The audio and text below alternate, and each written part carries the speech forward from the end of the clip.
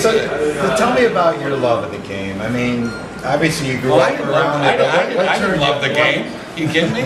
I was 5 years old and the babysitter wasn't home, and so my dad said, "You're coming with me." And so I started working on the tractors and the bulldozers and all that sort of stuff when I was very young. I mean, I can operate equipment, and so till this day. But you know, they were all toys for me.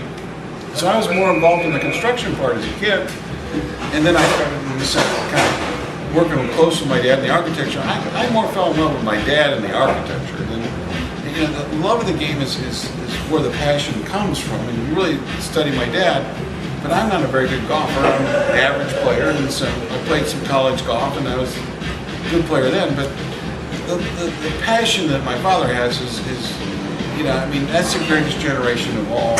And so what I wanted to do was take the game of golf to foreign countries. And my dad had me work in the Dominican Republic when I was 14 or 15. I'm not afraid to travel. And I wanted to take the golf international. And I started in the 80s in Japan, and I built 26 projects in Japan, 5 in Korea, and I just kept taking the game. And to this day, that's why I'm in El Salvador. I'm a true believer that golf can change a country. And my love is building a great golf course that changes the country and employs more people and brings more tourism. And I've watched it happen over a period. And so, you know, I'm 61, so I've watched it happen. Dominican, San Roque, Spain, all these places I've worked, what golf can do for a country. So I work in these crazy exotic places that I absolutely love to work in. And so, I've survived it. And so, but you know, everybody says, "Well, you study golf course architecture," and I said, "No, I study my dad." I'm not concerned about what Donald Ross did. I'm not really concerned about what Tillinghast did. I'm only concerned with what one man does. And I've worked for that man, with that man, for 50 years, and everything I do is his architecture. And so, I mean, he gives me complete license to use his architecture. But I'm not concerned about hickory sticks. I'm only concerned about one guy. And let me ask you about that guy, because when I spent the day with him, and I wanted to understand the essence, how did he know the time came to bring the diabolical sort of designs and capture the, you know, the challenge of the professionals? TV loved it, and his response was, "I have no idea," you know, in all his humbleness. But in your opinion, you were there. What is it about our golf courses are great match play golf courses. My dad was a good amateur. He played a lot of match play. He never ever was worried about medal play. He never designed golf courses in his mind for medal play until all of a sudden it became the tour. That's why our golf course is a little bit more difficult, because he always felt that in match play you could have more difficult golf courses. Now, many people will understand him, they want to say the golf courses are difficult, but our courses are the most fun to play when you're playing match play.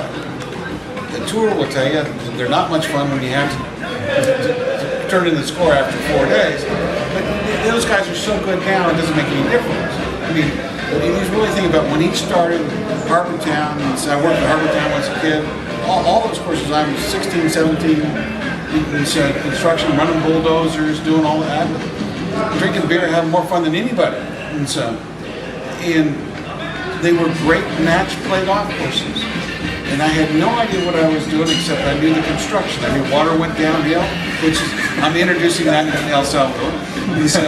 But I knew the construction part of it. And so I didn't really get into the architecture until I got a little bit older. But if you really look at our golf courses, they're great match play golf courses. But today they make medal play golf courses for professional players, because you can't make a golf course hard for those guys. Now, your website, you talked about the international aspect. There's 12 countries, one of which is not El Salvador, so you're really working on 13 there. And I think your quote was, you like being a catalyst to bridge countries and cultures.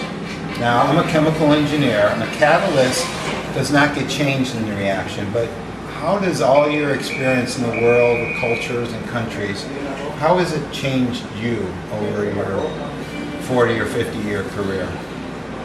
Well, I understand what we don't know and what we do know as Americans, engineers, even politics. I mean, some of the sad things, the misunderstandings. I mean, you take El Salvador, prime example. I mean, you're about as crazy. Most people would say, you get in a car and drive from St. Louis to Rio de Janeiro, and you're getting ahead in the interview here, but go ahead. but you get shot and killed or whatever. You're in a very safe environment, and so this is a great place for tourism, and yet we have no tourism here.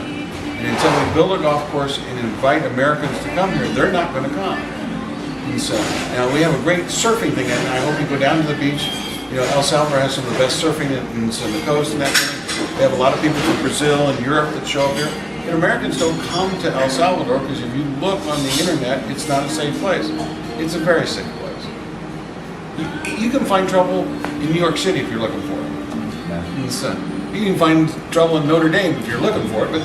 But you know, it's because Americans were very domestic. And so, my clients aren't always Americans. I mean, as you know, in Dominican they're Italians, and say here it's Brazilians and all different foreigners. But until you build a golf course in a place for people to come and play golf, I mean, we have a golf course here that's been 1950s, but you can't play it because it's very private and it's old families. But until you have a public facility, or open to the public, or playable by the public, you can't get tourism. This country is starving for golf tourism. And that's what I'm here to do. And when we do that, it will change the economy. It'll change people's lives. That's what's important. That's my passion.